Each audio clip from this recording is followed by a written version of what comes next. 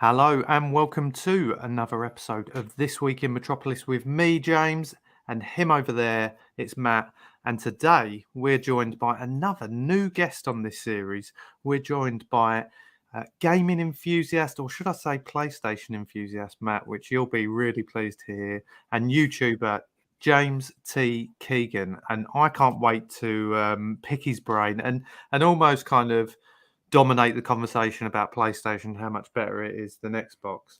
But we look forward to that. We've got a new segment on the show, which is a bit of a quiz where I'll be testing your knowledge against James's, and we'll carry this on whenever we have a guest on the show. We've got the return of Question Mark as well, and we'll be discussing all the things that we've seen story-wise over the last couple of weeks.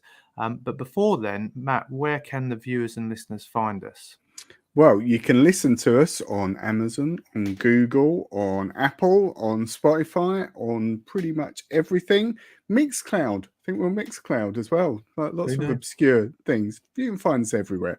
You can watch us now on YouTube. If you're not watching already, you can watch it again on YouTube and via Facebook. You can also watch us on Twitch live and up to 7 days, I believe it is on there.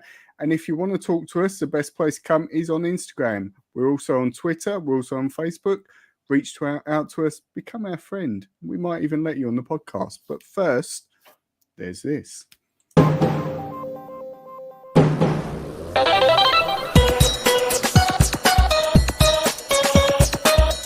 and welcome to This Week in Metropolis.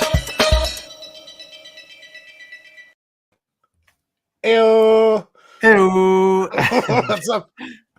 Amazing. James, welcome to This Week in Metropolis, and in style as well, with the ew, which I'm familiar with, and I'm sure Matt is after watching your appearances on Triple G's channel. I feel like this series, Matt, we've basically just taken everyone who's on Triple G, so I think we've still got Simon and Efren still to come on, but we've slowly started taking over. Yeah, just poaching his talent. That's what we do. But he should take it as flattery that he has such an awesome channel and such an awesome show and such awesome friends. So he does. He does indeed. He does indeed. James, again, thank you so much for taking the time out to join us. As I say, I've met you a couple of times already. But for those that aren't familiar with you, who are our followers, let them know a little bit about yourself and your channel. Yeah, so it's James T Keegan on YouTube and now TikTok.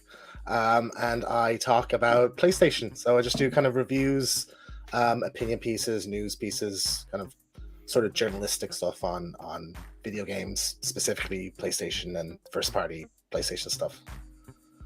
Nice. Well, I've watched a lot of your content, and first and foremost, and I'm sure Matt will completely agree with this, the quality of what you put together. And I know it's not just something you sling overnight. It's you put a lot of time. I've seen from the discussions we've had on Pete's channel as well, when you say about the videos that you're making and so forth. The production level is fantastic, and I think it's very detailed. I think it's very informative, and you give your thoughts and opinions on what's going on. So some of the ones that I recently saw as well, I think you've been talking about some of the games that are going to be going into TV series and things like that. So you've got The Last of Us, which as a game, I'm a huge fan of. Absolutely love that game. But yeah, credit to you, man. I think Matt, what were your thoughts when you saw some of James's stuff? Yeah, I know exactly the same. I think what I love about it is it feels effortless. I'm sure you've got a huge amount of work. No, well, that's it. That's what I'm saying. Like watching it, there's so much. Like you're at ease watching it, and you take the information in, and it's just that. I felt like I was having my sort of hand held through the process of telling me about games. Like, for example, because James shared, I played it on an Xbox.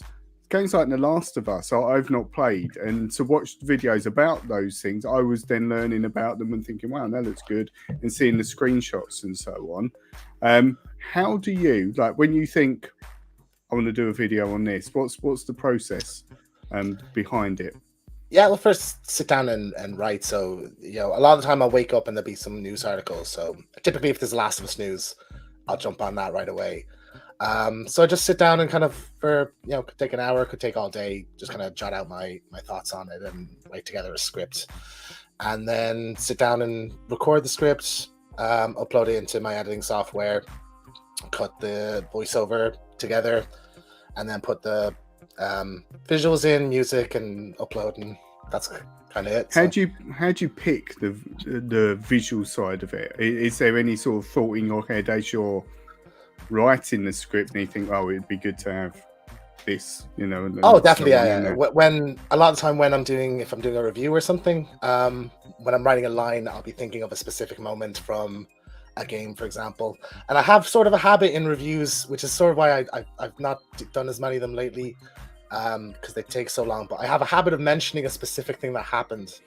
And the problem is when you have 40 hours of footage and you didn't label it, that you have to go through and oh no, find that moment. So yeah, the reviews can be kind of a bulky task, but I enjoy doing them anyway. But yeah, I a lot of the time when I'm writing, I have exactly kind of the picture I want on the screen at the time. So amazing. Well, before we go deeper into your channel, James, we've already got a few people in the chat, so I just want to give a shout out to some of these guys.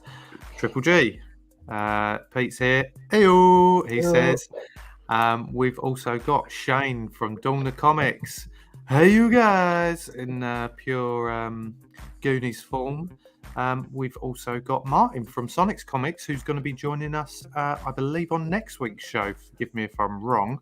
Hi, Martin. Good to see you. We've also got Ben, everyone's favourite attention-seeking geek. And I must make a point out to last night's show, James, which you were on. It was a Halloween special. Ben was on it. You were there. It's on Pete's channel. He had other guests with him as well, one of which I can see is in the chat as well. Go and check that out. It was a great show. And the costumes. I mean, we've mentioned it before when Ben was on before. The level of costumes. Pete's as well, just fantastic. Jason Parker was on it as well, who's been on our show this series. Yeah. Just a great show. We're apparently here. We're here 3 times. Yeah, 3 times. Wow, some compliments going on for you here. It could be for me, so we'll guys, decide. You're making me blush, guys. Come on.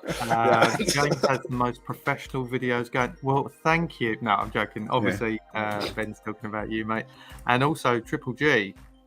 James has the sexiest voice for vids ever. So again, that's apparently a thing. I've gotten comments on videos going like, "I love your voice," and "Oh, you've such a voice for radio," and that kind of stuff. And I don't personally hear it. I think I have sort of an slightly annoying voice that I build up a little bit in my videos. Is that your Irish accent? Do you think? I mean, it is irresistible to the UK audience. There we go. Maybe Irish side, maybe. Maybe you've got a large female contingent of fans. That's entirely possible, yeah. We've also got Comic Lad Simon, who was on the show last night on Triple G's. Hi, Simon.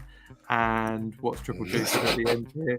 Yeah. The gang's all here. Come on, Efren, you're letting the team down. And we've also got the Quizler. The Quizler? Where's that gone? It's just disappeared. I'm not a gamer, so this will be interesting. Since when did the Quizler have his own voice? Interesting. Thing? Very interesting. Well, looking back at your channel, James, you actually started it up, and forgive me if I'm wrong, this is down to the hard research that me and Matt do, but you started it in October 2018, so you've just celebrated almost an anniversary a month ago now. Yeah. So I started the channel. I just come out of college. I finished doing film and media, and kind of games journalism is an area I was always sort of interested in. So the Spider-Man game came out, and I was a big fan of it. And I stitched together a video as kind of my first big project myself. And I spent about 2 weeks working on it meticulously.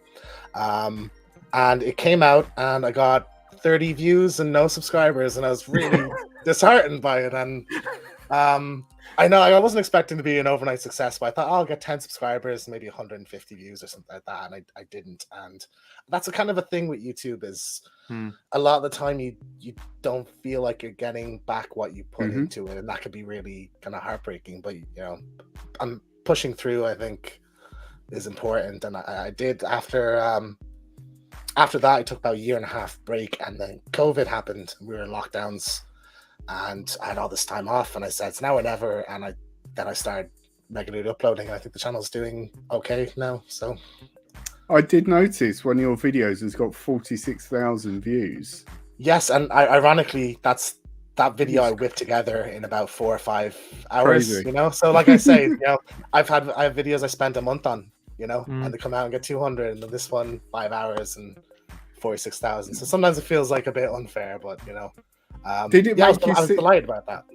Did it make you second guess though, like your next video? Once you get like, if you hit that peak, did you try and sort of like I don't know, work out the secret sauce as such in that Yeah. video and think, oh, I need to do this because that must have been the reason for it, etc. Yeah, I think Last of Us, I definitely steered into that a bit more. Mhm. Those videos always do well. I think like if you took all my Last of Us videos, they are my top ranking ones.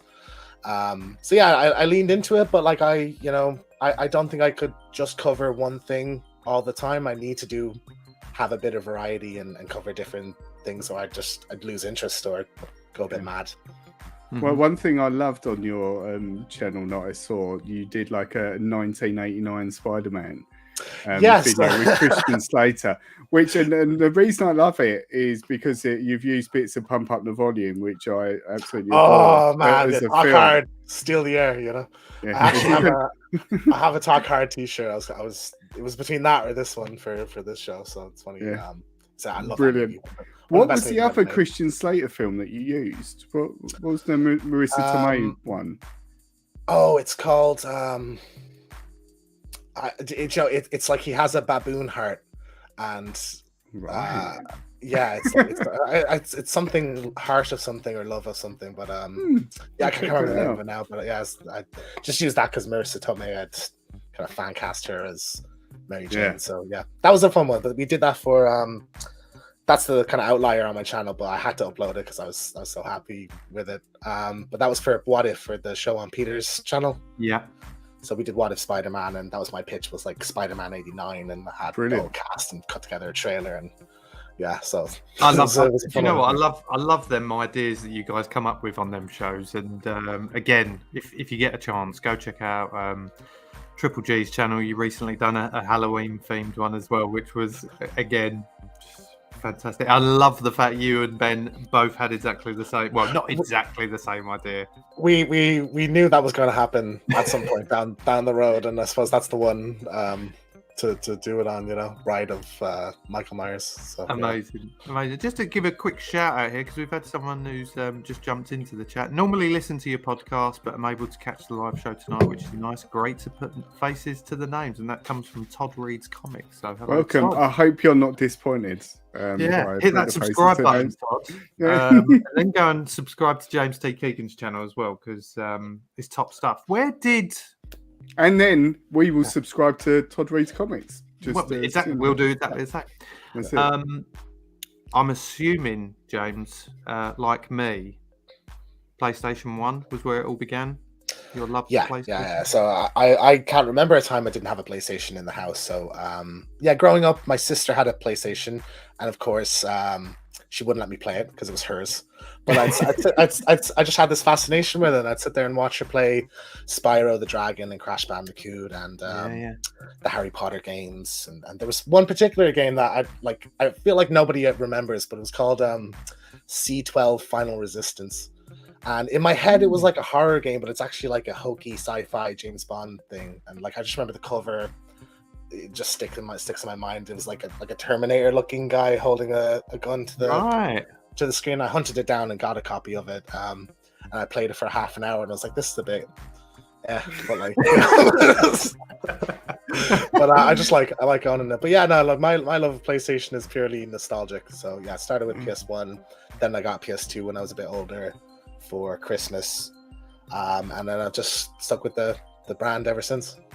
So sorry if you've got a question, Matt. I'm sure you'll come No, in a second. no, Did you go have for it. any consoles prior to the PlayStation, or was that your entry into gaming? I mean, my earliest memories were of PS1, so that. But yeah, I had a Game Boy Color and Game Boy Advance, and then after that, kind of pretty much PlayStation all the way. I did get an Xbox 360 at the time, just for one or two games, but and then smashed it up in a yeah, raid. it's been in a box gathering dust for the last like 10 years or something. I played it for maybe a year, and then I had fun with it. But I don't know about you, Matt, but James saying that was kind of he's almost into main gaming consoles certainly makes me feel old, which is weird. It makes me feel old when you think when the original PlayStation came out, because that was like 94 or something like that, wasn't it? It's like surprisingly old. But I think for me, the PlayStation, I had a Game Boy, I had a SNES, I had a NES, and then as I got into my teens, because I'm older than you two, I drifted out of gaming. Like I got into music, got into other things, and forgot about it. But it was the first PlayStation that was really marketed to a much older audience, and that's when I got back into gaming through that first PlayStation, I think, and then subsequently the PlayStation 2 and so on. So now I can thank that in a way of getting me back into whole thing with games like Resident Evil. I remember sort of playing that with my friends and that, and some of the moments in that are just absolutely incredible. Yeah.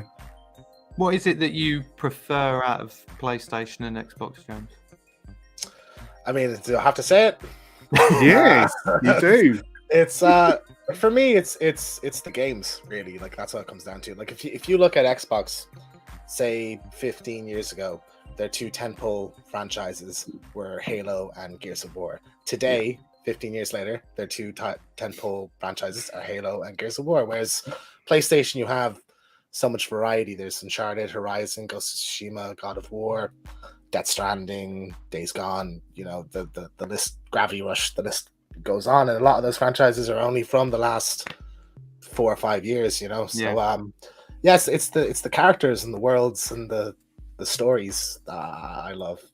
There was actually an article that I saw. It might have even been within the last couple of days, actually, where some of the people at Xbox were saying we know that we should have more kind of our own standalone games that are the next franchise games for the brand. I would agree, actually, and I know, Matt, you'll probably disagree because of the kind of Game Pass and some of the other things that probably PlayStation could do and are trying to do with their new kind of subscriptions and things like that. But I certainly think that if there was a lot of them games that, like James just mentioned, that were available on Xbox, then I think it might be more appealing. Do you think longer term, I guess this is a question to both of you, do you think we will start seeing a bit where there's more of them going on both consoles again? Well, we're at a bit of a precipice now because Microsoft has been buying studios. Everyone, basically. Yeah. So, you know, like in terms of original games, they started a game company, kind of recruited the top talent from a lot of famous studios. That's working on a new IP, bought a few other developers. But I think they were cheating a little bit, I think, because they went out and just outright bought companies, you know. So they bought Bethesda, for example, which own Fallout and Elder Scrolls. So now those are going to be Xbox exclusive. They say that they're not going to be, but I don't believe that. And Activision, which is one of the biggest publishers in gaming, you know, Call of Duty is 4 or 5 years down the line, Xbox exclusive. So it's PlayStation I think focuses more on building relationships with studios and then creating things, whereas Xbox has just kind of been like, we'll just take that off PlayStation, you know. And Spyro, they bought Spyro. That broke my heart. Spyro's now an Xbox. I mean, that is a classic. I loved Spyro. Amazing game. I had that on the first PlayStation. But I think for me, just to counter what you were saying about PlayStation, I think I've had an Xbox since the original Xbox and sort of followed it all through every single iteration, and now I have a Series X. And for me, it's the user experience, the familiarity of it. It's all they've evolved how it works, but it's still the same as it was before in a weird way. They very much focused on that experience, and things like Game Pass are just absolutely incredible. what you get in terms of value for it, and so on. And even like the cross-platform stuff, like with the Game Pass now, if you've got a PC and you've got an Xbox, it works on both. I can download games on my PC and play them as well as on the Xbox. It's just the little things, and that's their approach now. It's like, we don't care where you play it as long as it's through our service. So they're sort of like putting out that net. Xbox Live is just fantastic, I think, in the way that it works. Definitely. The PC master race. Yeah. Well, I know you're hot on PC gaming, Matt, but more from an independent side, I'd say now. Yeah, isn't it? That's absolutely. where there's a lot of praise for PC gaming with Steam and things like that. It's just more interesting, I find. I think a lot of gaming now is because of like what you said, James, because you've got so many big studios. Like, you've got these huge monopolies almost, like EA and those sort of ones. So it's just getting bigger and bigger, and Xbox is acquiring all these things. It falls into that Disney thing of sort of pleasing everyone. Like you have like you said, Gears of War, like mindless shooters, or Call of Duty. They know what they do, and they do it again and again and again, sort of, into infinity.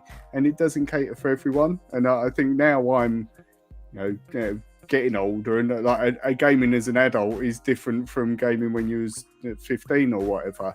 Yeah. And just the experiences you get from these little independent games that you can pick up on the PC for relatively cheap as well, it's fantastic. It's worth taking a plunge for £12 to get a game that you'll play for 4 hours, that when you've got the time to do it, and then paying £60 for a game that's going to take me till I'm like retired to finish, as such, because they're just daunting. Like some of the games you mentioned, me and James have talked about it before. I don't know, 300 hours of gameplay or something obscene like that. You just think, whoa, I just don't have time for that more than anything. It's crazy. For me, like PC, I just wouldn't be able to hack like upgrading graphics processors and that kind of stuff, or buying a game and not knowing if it's going to work. I have a box, I have a disc, I put the disc in, and the game works. And that's how I like simplicity. Oh, definitely. And I would say, speaking to my oldest son and whatever, when sort of his friends have been talking about getting a gaming PC or whatever, I will always say, get a current generation console. Because what the current generation consoles can do for £500, for example, is way over and above what you would get a PC for at that price. Yeah. You'd probably have to spend over £1,000 to get what those consoles do. It's a no-brainer. Like I said, straight out the box, plug it in, done. You're there. So yeah, definitely. Nice. I've seen the Quizler has just mentioned that with how he loves collecting things. He said he's pleased he didn't become a gamer, because otherwise he would have he'd be in debt from the amount of stuff. And again, that's another thing as well, and I'm sure you'd agree, both of you, just how expensive it's become over the years. I mean, games, you used to be able to pick up some games pretty cheap, but now, predominantly, yes, I play a lot of FIFA. But every year investing in the same game, 60, 70 quid, which seems mad now, when you used to be able to pick that game up for like 30, 40 quid, going back now. But, and then Sony charge a premium for their games as well. So like an Uncharted or Last of Us is a tenner extra. Like, just because they make it. Yeah. Have you got a kind of, you mentioned Spider-Man earlier, which incredible game. Me and my son have completed that, and the Miles Morales sequel. You must be absolutely buzzing, like me and him are, for the Spider-Man 2 that's going to be coming. Absolutely can't wait. One video I've been wanting to do for a while is like what villains I'd like to see in that, so I might try to get that out in the next month or so. But Insomniac is one of the best studios around, and like just the fact that they're making it, it's going to be amazing. And I think the first one, I was so obsessed with the first one that I just know I'll adore this. I found with me, I'm so I don't focus on all the different benefits of like the upgrading of, you know, the suit that you're wearing and the skills and all them sort of thing. I just want to get through the game and get through. And it's not until I played the Miles Morales one that I was like, let's just take our time here and look at what we're upgrading and all them sort of elements. And then there's all the different bits that you get with it. But that I just love the kind of freedom of that game of being able to go and do side missions, you know, explore all around the city, which is incredible. And just, I mean, how quickly he's now 6, but when he was 5 playing that, how quickly he was able to pick that game up. He wouldn't do any of the fighting. That's one thing he didn't want to do at that time. Now he's all right with it, but it'd be like, you beat them bad guys up, and I just want to go around and explore. And I just think that Just the swing around the graphics in that city. game are incredible. Yeah, it's amazing. And then the PS5 remaster looks even better. And I think genuinely, like, probably my favorite interpretation of Spider-Man in another medium. You know, like, I just think it honors the comic book so well, and you have kind of the villains are like sort of what you would get in the MCU, but there's references to like, oh, this is what they used to wear, and it's comic book accurate and things like that. I just think it's like one of the best condensings of Spider-Man lore. From what I've not played it, but I've watched. I remember watching like a whole playthrough of it, so sort of like experiencing levels now. And I think the thing for me is it's got a really credible story as well. Like you can tell they thought about the whole package. Whereas compared to say like the Avengers game, because I've played a bit of that. That's very much walk along. You got to beat these people up, and then you've got to do this switch. Then you've got to beat a few other people up, and then you've got to do. And it's just that sort of what was like grinding sort of, you know, every level, a very similar thing. You can tell it's almost like a movie tie-in sort of thing where it's the name and it's the characters, but it's not really a lot of substance to it. Whereas the Spider-Man game I thought was fantastic. Yeah, exactly. I cried at the end of it, literally. Wow. So that's sign of a good game, isn't it? Oh, yeah, absolutely. It is. That's how invested I was in it. So yeah. That's brilliant. I've just seen a few of the comments here. And Great comment. Really good. But I've seen one that you'll both be able to relate to from Ben. The new GTA will see him return to gaming. You'll see a huge spike in console sales when that comes out now. It is crazy that that's just beyond just games. Grand Theft Auto is like an entity to itself, you know. It is. It's a really funny thing to say, but it's absolutely true, isn't it? It's just its own cult that is GTA. That just the hype that came with those leaks that came out, and fingers crossed, it's still got it as such. You know, after all this time, but for a game that big, I'm sure they're going to get it right. Do either of you worry about the kind of, because of how big the online side of the game's become, you know, it's its own entity now, isn't it? The online GTA. Do you worry a little bit that it might neglect a little bit of the main story? I think, you know, Rockstar are smart enough to know that some people just play the single player and they just want to switch it on, go on a murder spree and switch it off again, and don't want to, you know, have a helicopter crash into them every 30 seconds. So no, I would say like the online is obviously going to be a big. I would imagine there's different studios just doing the online portion because that's the money maker for them. They make $1 billion a year just on microtransactions.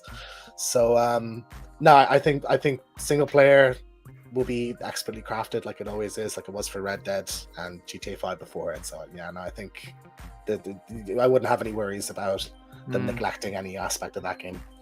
I hope so. I hope you're right, because I'm sure I'm right in saying this, that the two brothers, the Hauser brothers who do it, I think or did it, I think the one who wrote most of GTA's is now left.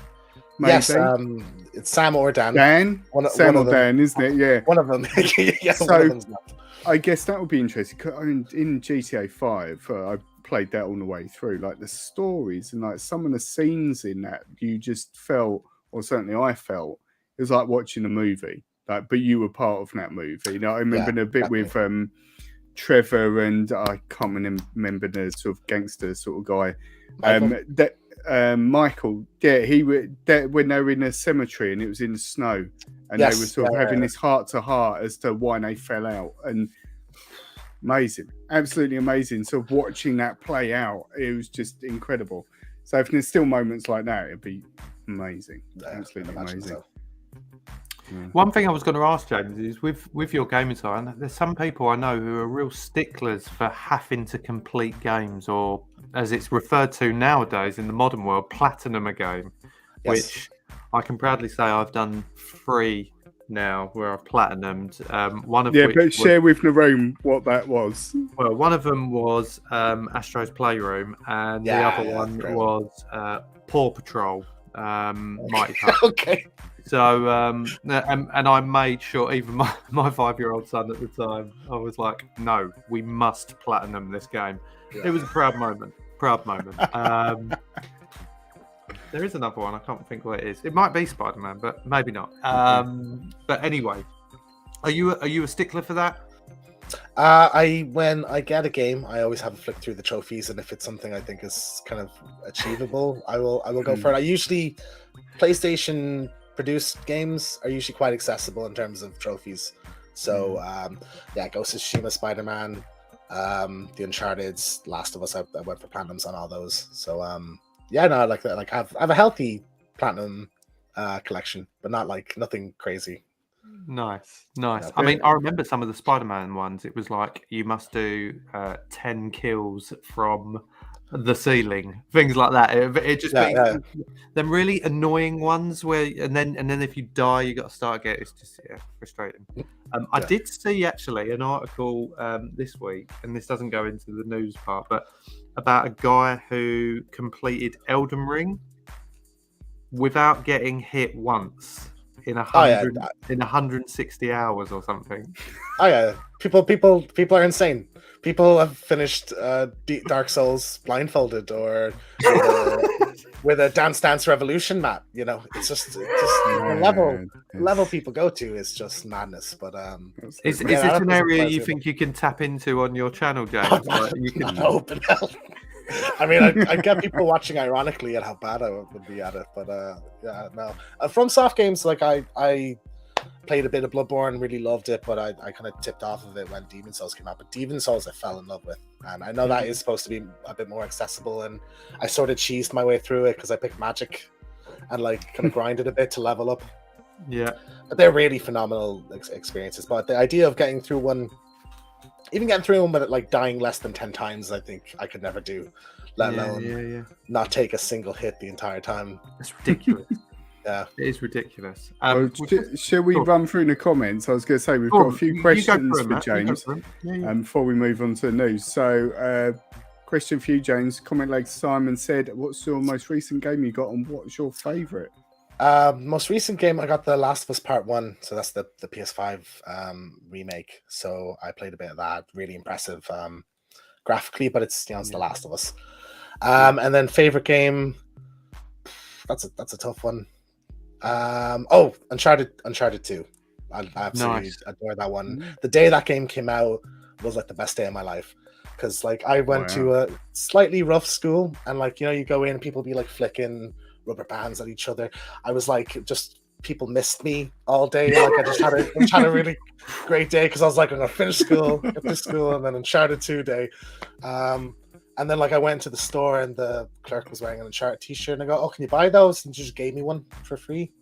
And a couple other things. I just had a wonderful day. And I sat up with my friend and we played it all night, played it straight through, and I put it, I think 200-300 hours into the multiplayer on that. Wow. I adore that game. And even though I think like 4 is probably an improved version, it's got improved gameplay and better multiplayer and stuff, I just have a nostalgia for Uncharted 2, so I don't think anything will ever top that for me. Fantastic. Well, Todd Rees Comics has said this will age me. Last game he purchased was Prince Persia for the original Xbox. Great game. Yeah, I loved Prince Persia. I thought it was fantastic with the whole time thing where you could rewind and things like that in it, which I thought was very interesting. A couple of comments about Pokemon. You a Pokemon fan? I do like Pokemon. I haven't really played the recent ones, but I do every like 2 years whip out like a Game Boy Color and I bring it around on the bus with me and play Pokemon Blue. Yeah. So I'm very a retro Pokemon player. Like to me, Yeah, there's 151, and that's it. You know, like I'm not messing with any of these like stone ones or whatever, shinies and all. You know? I remember them. Yeah, because we had yellow and red. There was a yellow one as well, wasn't there? I think Pokemon Yellow. Yellow I was think. the Japanese, I think, original. Right. one, Okay. or maybe one that came afterwards. But yeah, same thing. Like it's. I mean, it's again the size of Pokemon as a franchise and brand and all that. Huge now, Huge, isn't it? I mean, Which is- yeah. Crazy. Just to answer your question, Todd, GTA where you could eat chicken and get fat was San Andreas. Because personally, I hated that I had to exercise while playing a game. It was terrible. You just have to hit like X and circle over and over again to wheel on the bike. Yeah. Nightmare. And also, again, comment last time, what's the hardest game you've ever played? His was Ninja Gaiden. Ninja Gaiden's a tough one. Like I'd say I played fully through. Well, I played Uncharted 2 on crushing mode, which is like the hardest difficulty, where you basically die if you take a bullet. Crushing mode. Love Yeah, it's that. called crushing. And I managed to get through that. So that's probably my greatest like overcoming difficulty kind of achievement in my games. But yeah, Demon's Souls was rough at its worst points. You know, at hard moments, the beginning especially.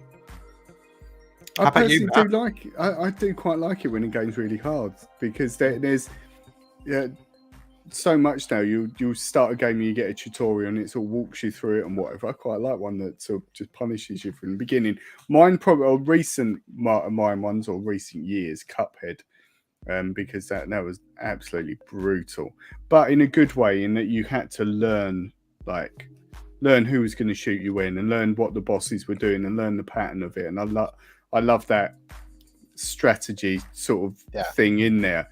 So yeah, hard but very, very sort of intrinsic to the gameplay rather than just being, mean as such. James, Mine was when I FIFA 15. That was a particularly rough year for you, was it? Was a FIFA. Mine was one of the Metal Gear Solid games actually, which I absolutely loved. The franchise of that. But I think it was the first one on the PlayStation 4. I want to say, and you started off and you was on some sort of cargo ship or something, and I remember I just got stuck, and literally, if I got killed, I was then back at the same place that I was, and it was literally I could not see, and I felt the problem actually was it was too dark, couldn't see anything. Yeah. And I'm trying to find something. I remember you had to find something. That was one of those games where you had to adjust your contrast, wasn't it? Probably at the beginning to get it right. Didn't do that. Never played it again. So that'll be that one. But there's some great games from over the years that I found quite testing. Well, let's move on to the news that we've seen from the past week or so. I'll start with you, Matt. What's caught your eye? So I had to get an Xbox related news story to start off with, which I thought was quite an interesting one. This will be boring. It won't be. Microsoft Gaming CEO Phil Spencer has shared the information that Microsoft loses $100 to $200 every time they sell an Xbox. Is the thing basically? Well, that's actually not uncommon. Like I think the PS3 was sold for a loss as well. But like the idea is that you make it back with Game Pass subscriptions or game sales and licensing deals and that kind of stuff. That's it, exactly. I mean, in the article that I saw it on, it quoted that Sony reported that they took $240 loss every time they sold a PS3. With that, which is just madness, isn't it? Crazy, but I guess it makes sense. Like the power of these things now and the specs of these things, they've got to sell it for less just to actually buy them, for people to buy them. The good thing about having competition in the marketplace as well, because they would put it up to $750 if Microsoft was the big one and PlayStation was a quarter the size. But it's strange. You wouldn't think that would work, but like these companies rake in billions. So Well, guess exactly. I'm sure I they'll guess be all right. the counter of it is the amount of money they make on the games and all the add-ons, like in-game purchases and things like that. Yeah. It's where The the interesting quote as well is sort of a lot of information came out when Epic Games was suing Apple or vice versa, whatever it was, about their sort of not sharing. Not sharing money on the App Store? I think it was something like that. Apparently, in that trial, Microsoft revealed that they have never ever turned a profit on their consoles at all. Like actually selling the physical hardware, they've never earned any profit on. Crazy, It's incredible, isn't it? You know, that sort of business model, but they earn billions, so clearly it is working somewhere along the line, isn't it? I don't know how many people use Game Pass, but if they're paying, I think it's $10.99 a time, and they've got however many people doing that every month, it's like I say, it's generating a huge amount of money, isn't it, for them? So it works, whatever it is. does work. That's the thing. People will keep. I mean, it's just whether you can buy the consoles now. I know you can get Xboxes, but I know PlayStations are still. Second they're available, they're gone again. It's almost like they're better or something. You know, like that. More people want them. No, yeah, it's insane though. Like we are 2 years after launch, and you still can't get them. Like the PS6 will be coming out. And PS5 stock will still be low, you know, at this rate. It's mad. Well, they'll be doing the slim something, I would have thought. Exactly, soon, and then there'll be a design upgrade or something. Yeah, exactly. Yeah. It'd be insane. Like we're probably a third of the way through the console generation, you know. Do you always upgrade yours, James, and get the Pro versions when they come out?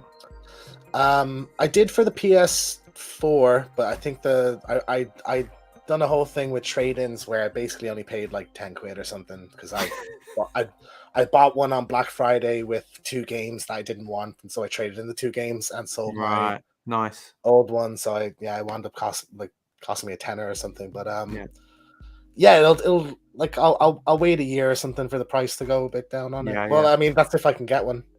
Yeah, we'll see what the stock is like at the time. Indeed. I saw an interesting. I'll come to you in a second on your story, James. But I saw a really interesting story, and I did share it in our stories on Instagram. That there is a horror survival game, which has been leaked or being produced, which is set in a furniture store, and IKEA has sent a cease and desist to the game developer for trademark infringement. But the footage is like it looks like IKEA, doesn't it? Sort of thing. It looks awesome, but there's a lot of similarities in the store. I can't remember what the store's called, but the game is called Store is Closed, and this footage, and they've as I say, kind of suing them for this and want them to take it down or change. They want them to tweak some of the stop making it look like IKEA, I think, didn't they? Yeah. I don't know. Make it look like Debenhams or something like that. You know, it seems like a hard one for them to win because I mean, if you make it close enough, you can just say parody, can't you? And you kind of win then by default. That's hilarious though. Why do companies bother? Like, do they think people are not going to go to IKEA to get their Detolf shelf because I play the scary game set in or someone's going to be hiding in the cupboard to jump out on them? Someone. Yeah, it's mad. Bonkers. I'll look into that game. I hadn't heard of it. Yeah, check it out. As I say, that we shared that, but if you just look up "Store is Closed," it's the footage looks incredible. James, what have you seen over the past week that caught your eye? News-wise, well, it's sort of gaming / adaptation news. Henry Cavill is leaving the Witcher series, and he's being replaced by Liam Hemsworth. So I think that's crazy. Like to announce, it's weird to announce a replacement when you're announcing an actor leaving, but then also I feel like, is this a good career move for Liam Hemsworth as well? Like, I would think he would want his own character, especially when this show it'll be 2 years before we even see him in the role. It's not a show I've watched, so apologies for my ignorance with it. Is he playing exactly the same character? Like, he's coming in just to step in his shoes. Geralt of Rivia, it's a recasting. Yeah. But then for season 4, but season 3 isn't even out yet. It's not going to be out till next year. Wow. That's quite early, isn't it, Yeah. to put that out there then? But do you think that's going to work? I mean, as a fan of the show, I can't think of an example of a show where I've watched something and they've changed the main character. Really, I think, people I think accept it when an actor like dies. For example, like there's a show called Spartacus. I don't know if you've ever seen. No. Heard But of it, yeah. the lead actor died after the first season, and Right. he gave the blessing before he died to recast the role, and I think Yeah. the next actor did a fine job, but just wasn't the same. So I Yeah. think you'll see a lot of people drop off of this show now, or maybe not even bother watching season 3 because they know, well, that that's the end of Cavill after that. So Yeah. why would I bother watching now? It's like having a band and the lead singer gets replaced. It's never the same after Yeah, that. yeah. Like, Well, for some Unless it's reason. Blink 182, and now they've brought it back. It's No, not. that would have done. No. It's an odd one, but you never know. Maybe this is very early to announce this, so then maybe it'll come back, or the Hemsworth will drop out. I think the only thing I can compare it to is like EastEnders, when a character in EastEnders is like all of a sudden recast, and they come back and they're a completely different actor, and you go, "Who the hell Has is that this?" happened? Yeah. I haven't watched EastEnders for 20 years. Well, I mean, don't for know. example, there's a guy called James someone who's on Strictly You Come could Dancing say at the anything. moment. You could just put any name out there, and I would believe you that this Oh, is real that- EastEnders. He's come back as the new Martin Fowler, but I mean, he's been in it for ages. I mean, I don't watch EastEnders anymore, but he's come back into it but he's been recast. And this guy, he's been in it so long now that you've almost forgotten about the original. So maybe I guess that. there's that, But isn't it? initially, there's always some sort of uproar about someone leaving. But yeah, that is the only thing. However, there are obviously a ton of characters in that. Whereas on The Witcher, like you say, Henry Cavill is the main star in it. So to them recast is slightly different, like you say, mid-season. Do you think that's because of obviously now the big news which has come out over the last couple of weeks about with Black Adam, and sorry for anyone, but I'm sure everyone knows by now that he appears at the end. Well, they leaked it, didn't they? I know. Pretty I much mean, before the film. They just outright talked about it in interviews before the Too movie much. even came out. I mean, suspect timing, isn't it? But then I feel like, I suppose Cavill would have known about that for a couple of months, and a couple of months is enough time to get Hemsworth on board. But Yeah. I don't think that's a coincidence. He But just then, got offered a much bigger check, I think, is the the 100%. situation, isn't it? But then I don't know why an actor would put trust in Warner Brothers after like what happened with Batgirl. Where that movie was finished filming and almost ready to release, and they just scrapped it. Why you would leave a project to join a Warner Brothers thing, I just don't get that. Yeah. Well, this actually I was going to say, I think that's good time, isn't it? It's great time. It's a great time because it links quite well to a returning segment on the show. It's time for a very brief one. Question mark. Question mark. Hello, gents. Thank you for having me back on. My very quick question is there a future for the DCEU? Cheers. Question mark. Can I just there a apologise few- for Mark's wind on that was affecting the recording? He's suffering. Yeah. He's really suffering. First and foremost, I never knew it was called the DCEU because I thought we'd left that. But it's. Do you know what that stands for, Matt? Extended universe. I'm It does, throwing yeah. out there. Not the European, not the European Union. DC European Union. I think they just changed the name to DCU now. I think that was They announced, have now. Right. just yesterday or the day before. Yeah, it's the Okay. DCU now. Breaking news. Breaking news. You heard it here Mark- first, Why we guys. That's why we get people like James on the show because they do their research better than me and Matt. For me, I think the answer now is surely yes. I think Dwayne Johnson seems to be really trying to build some Steering the momentum. ship. as Yeah. such. I mean, but he's very passionate about it, isn't he? I mean, when you hear him talk about it, I don't think he necessarily wants it, to be like the MCU, but they just want to didn't kind they, of develop these characters. Didn't they reshoot part of Black Adam to put a end of credit scene in or something like that? So I'm sure I read that filmed it. somewhere.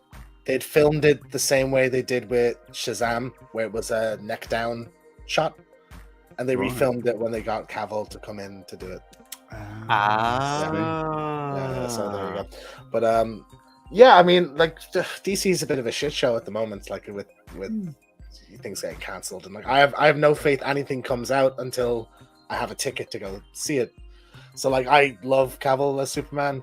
I've been wanting to come back for years, but I hear this and I'm not really that excited because I'm like, I don't want to get excited and then he does a movie and then that's it, But they brought James Gunn in now to spearhead Yeah, I did see everything, that. as well as one of the producers from the kind of Warner Brothers horror stuff. So he produced, I can't remember his name, but he produced like Ish and The Conjuring and all those. So yeah, I mean they picked a direction, so that's nice instead of just having kind of a mishmash. But like I'm more excited for the non-DCU stuff, like the Batman 2 or Joker 2 or the Same.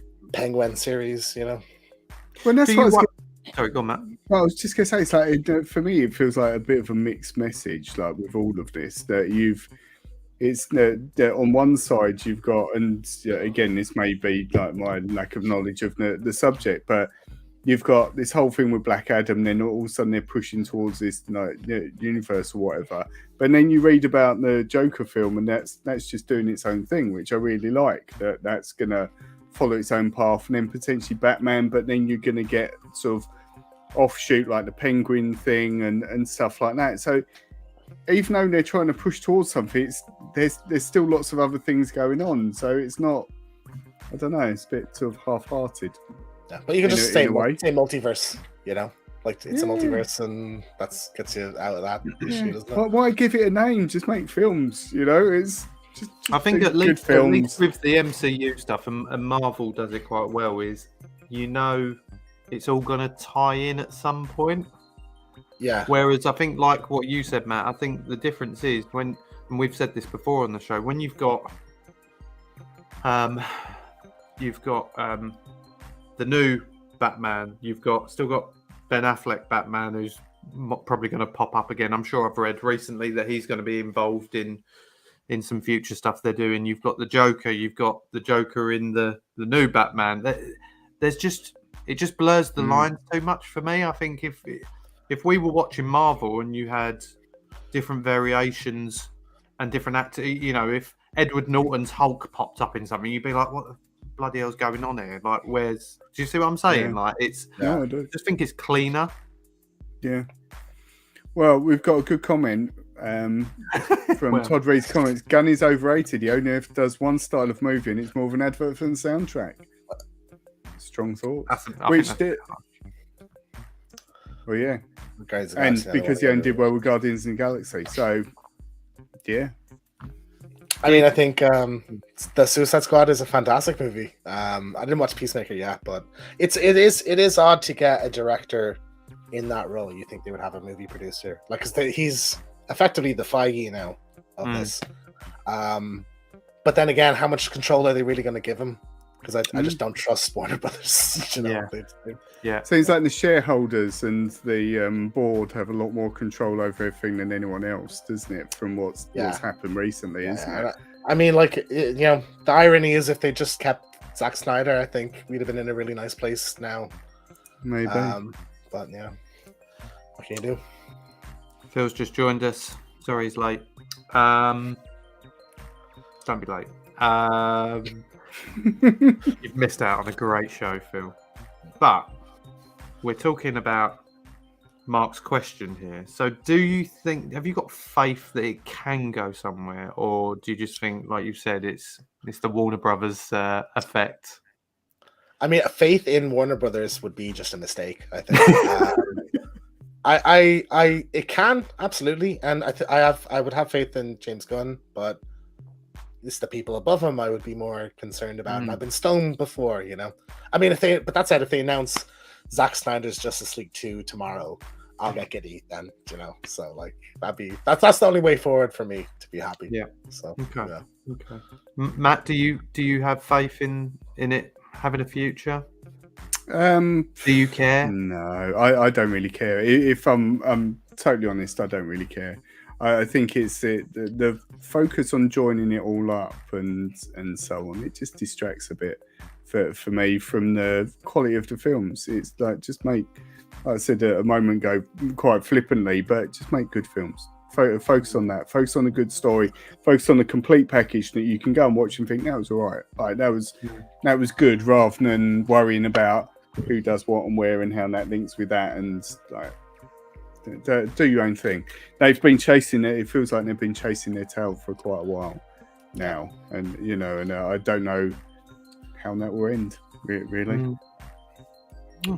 There you go. Well, my thoughts on it again, same as you guys. I think they'll still keep churning things out, but it wouldn't surprise me if they done another 2 or 3 films and then kind of reset it all again and then just try and have another go at it. It just, like you say, I feel like they tried to do. Oh gosh. Am I still here? Yeah, we can hear you. Sorry, my screen just decided to die then. It felt like they tried to do a lot very quickly, and then yes, it's not quite paid off as they'd probably hoped. But anyway, thanks for the question, Mark. We appreciate it as always. Hopefully, we'll get some more questions from Mark as the weeks go on. I've got a new feature that I wanted to throw out to you guys this week, and it's completely James's idea. Just to highlight that it definitely was original idea, or adapted from any sort of sports radio show. I don't think many of our followers. I mean, Phil's joined, and he'll probably know. But anyway, it's completely original, and it's called the Anniversary Spread. Now, what I'm going to do is every time we have a guest on, I'm going to have Matt versus the guest. So we'll be able to tally up how many games Matt's won against guests and so forth. But are you creating a leaderboard? Because I think we need that. You're representing the guest on this week's show. The rules of the game are quite simple. I'm going to, and the choices I've made for this episode, with you being a gaming enthusiast, James, I'm going to be listing some games that are celebrating an anniversary on this day, on the 1st of November. These games were released over the years. Okay. What I need both of you to do is tell me what year the game was released. Matt, you're screwed. I'm like Rain Man with years. Now, depending on what year you both say, that will then bump however many years away from it are. The winner will be the person who is closest to 0. So, there will be 5 games that I'll reveal. The first one, 007, The World Is Not Enough. What year was that released? I'll go to James first, as he's the guest. 98. 1998. Just make sure my pen works. Matt? I'm going to say 2001. I think it came out a little bit after the films. I think I was mixing Tomorrow Never Dies, and yeah. I think you're probably right. Okay, I can confirm that was released on the N64 in 2000. So, Matt, you was 1 out. And you were 2 out. Game number 2. Sonic Generations. No idea. I don't even know if this could have been last year. Can we have a clue of the console? No. Okay, you're not telling us the console. Giveaway. This is what the game. This is what the anniversary spread is all about. God. Every time I say spread, okay. This could By be all means, stats look or at the PS5. comments. Some people are saying particular years. You can use that as a guide, but I'm gonna say Yep. 2013, and that is an absolute guess. okay. And I can confirm Matt has had no involvement in any of No. this. This I is the told him first time I'm concept hearing it. earlier today. He was very happy. We've got a few comments. I can see 2004, 5, Yeah. 2003. It does sound like, because I think there's like generations : something else nowadays. So I would say this is probably like a PS2 era. So I'll say 2002. 2002. Okay. I can reveal that the game was released on the Xbox 360 and the PS3. And it was released in 2011. So, Matt, you are again only just out by 2. The luckiest man alive, because that was such a guess. Not going my way, lads. James, unfortunately, you're +9 on that. So, James, you're up to 11. Matt, you're on 3. So there's still a swing on it, and that can change. So don't panic. So I'll be switching it round this time. James, you're going first. Alrighty. Castlevania: Curse of Darkness. 92. Okay. Matt? I don't know why that just came into my head. 92, you said, yeah? Can I 1992. assume this is, as it's not got a number next to it, is it the first game? I mean, I've never played it. Oh, so you don't know.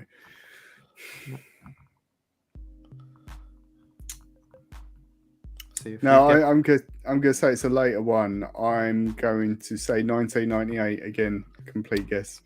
1998. Oh, and people have said that as well. Someone said 96. So Castlevania: Curse of Darkness, which came out on this date on the PS2. Oh, right. An That's much Xbox. later then. It's not my week. 2005. Wow.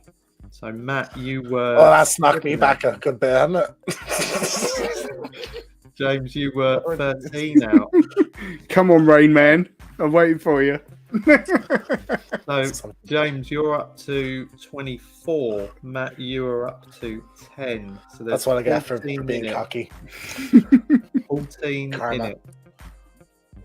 Okay, two to go. Matt, we're going to you first. And just to confirm, I'll tell you how the final one goes. But the next game, Tomb Raider 2. 1998, I'd guess. Okay. Maybe off with that, though. I'm gonna say 97. The first one was about 96, I think, wasn't Yeah, it? but games only took a year or so to make at that stage. That was my thinking. I'm sure the first one's about 96. There was so I there was go with 4 on the original PlayStation, and then the 5th one was on PS2 in like 2002 or so. A few guesses in the comments. I can see 98, 95, 96, and 97. I can confirm that the correct year was on the PS1, by the way. Yeah. 1997. A direct That's him. winner Love it. who remains on 24. Well, I can walk away with my head held high anyway. So I got Matt, one you move up to 11 with your 1 year out. So the final game, because Matt is in the lead, it means that James gets to go first. No, in fact, sorry, apologies. That means, Matt, you actually go first, because then you'll know, James, what the swing is in case you want to have a complete random number okay. to bring it back in your favour. So, Matt, the game is Crash Bandicoot: The Wrath of Cortex. it.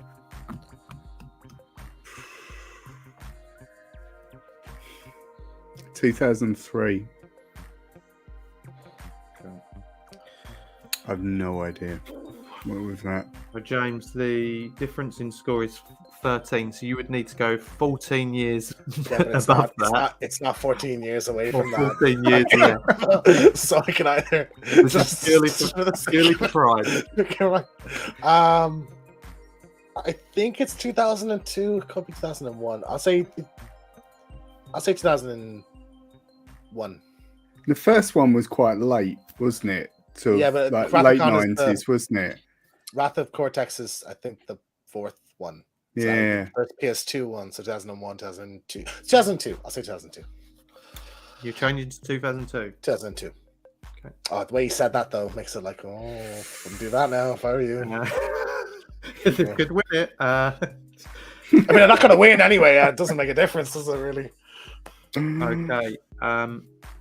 I can confirm that it was out on the PS2 Mm. and the year was 2001. Aye. And I was just about to say, credit to you, James. You got two Yeah. direct hits, but unfortunately, you've done that. Okay, So okay. Second you're guessing. you're out by 25. I Matt, want a rematch, boys, next time. Matt is the winner of the first anniversary spread, and Amazing. by 12 points. So well done to Matt on game one. This is sorry, I've just seen a message from Phil. Shane, I'll suck at your gaming quiz. Which we must make a point of. Shane's going to be doing a gaming quiz. We'll talk about that on another show. We'll probably get Shane on to tell us about it. But thank you for the first anniversary spread. Yeah. I feel we need a theme tune for the anniversary spread. As James is the first participant on the anniversary spread, he can create a theme tune if he wants. As you have the sexiest voice on YouTube, can you say for us, and you send us to separately, like anniversary spread really sexily, and then we'll put that to music. Okay. Yeah. Okay. That's We'll got to do that. happen. Well, let's round off talking about what you've got coming up, James. What's on the horizon for your channel? Have you got some things in the works at the moment? I've been kind of focusing on YouTube Shorts and TikTok stuff at the moment, so nothing yet. The Last of Us release date just sort of leaked today for the TV show, Yep. so I might do a little Is it video on January? that. Maybe January 15th. It leaked on HBO Max, so apparently that's when it's coming out, which is a lot sooner than I was expecting. Yeah. But yeah, I mean, I'll have tons of videos when that show comes out and leading up to that, and then every Monday I'm on Triple D Comics channel for whatever show of the week it is. Please do go check that out as well. And thanks to Pete as well. He always gives us a mention on his show, and appreciate James you mentioning us on last night's one as well. But it's been an absolute pleasure. I feel like I've got loads of other things. I'm sure Matt's exactly the same that we'd love to talk to you about. So you'll have to come on again. Absolutely. We'll also have to get a rematch now. We've got this new segment of anniversary spread. And yeah, it's been an absolute pleasure. Where can the people find our viewers, find you and your channel? Yeah, so it's on YouTube at James T Keegan. Same on TikTok and Instagram and all most socials. So no worries. We'll get all that links, and I'm sure Matt's already probably done that for us. Yeah, all in the we've not got description. your TikTok down there yet because I didn't know your TikTok. No. We can add that. Otherwise, your Insta and your YouTube is. I'm on the up and up with TikTok. You know, it's fresh, but it's hit hard. Fresh. You know? It's fresh off the press. Next week we are going to be joined by Martin from Sonic's Comics. So make sure if you're a fan of all things comic book related, get involved. Martin will be challenging Matt, and maybe I'll even do movies or comics. Maybe, who knows? Matt won't have a clue about comics. I'll lose on comics instantly. Yeah, exactly. So, So we'll see. But listen, it's been an absolute pleasure, James. Stick around. We'll chat to you after. But Matt, have you got anything else that you want to add before we sign off today? just wanted to say thank you for all the new people we've had in the chat. It's been great, and it's been great to see such an active chat and everyone talking to each other. As we've had in the comments, you know, great that everyone's together and chatting. That's what this show's all about. So yeah, thank you for everyone for joining. And we look forward to seeing you next week. Take care. I hope you enjoyed that episode as much as we did. Don't forget to like and subscribe so that you don't miss any of our future episodes. Yeah, and you can also follow us on all social media. So you can find us on Instagram, Facebook, Twitter, and TikTok.